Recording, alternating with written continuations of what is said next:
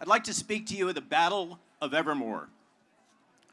We're here in Geneva, the international capital of globalism. We all sense an impending battle. But do we know who is friend and who is foe? Do we understand our allies as well as our opponents? Simple stereotypes will not lead us to victory. Both sides think they represent the future. Both sides think that they're battling evil to save the world. All involved passionately believe they fight for the common good. On one side, with a sense of noblesse oblige, a transnational elite works to advance a unified, globalized, centralized political and economic world order. A world order based on a command economy rooted in massive databases, predictive artificial intelligence-driven decision-making, and the merging of man and machine to create a new species. Fulfilling this objective is believed to require universal surveillance, propaganda powered by modern psychology, algorithmic censorship, cultural homogenization, and centralized automated economic controls and resource allocation. I believe this will be a digital, technocratic, and bureaucratic hell. I believe that Yeats' rough beast, its hour come round at last, now slouches towards Geneva to be born. And I believe in humanity, and I believe in the divine.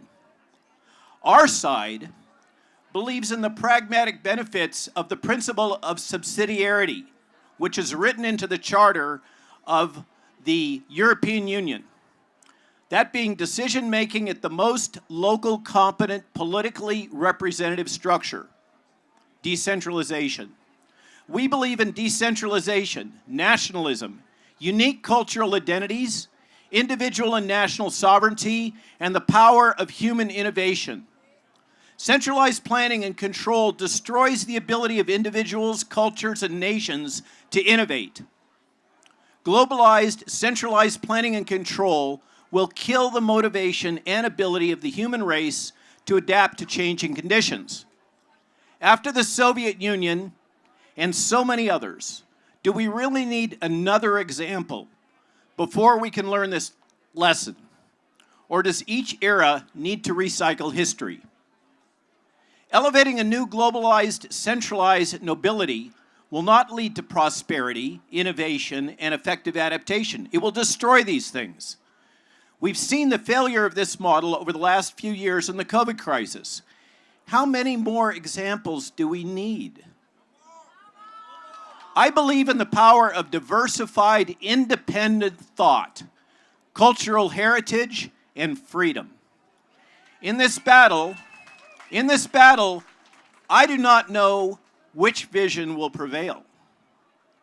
What I do know is that old imperialistic models are outdated, and old empires and old ways of geopolitical thought face imminent collapse, but they will not go quietly into the night.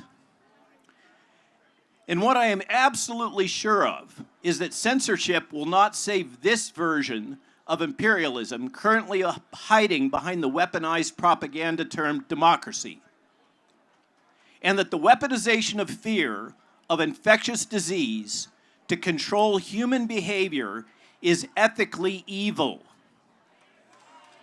And that those who deploy these unethical practices to advance their objectives of political power, profit, and control should be shamed and condemned. The use of psychological bioterrorism is wrong, and it must stop. For the sake of our children, we must oppose both transhumanism and weaponized fear. And we must insist on freedom, damn it.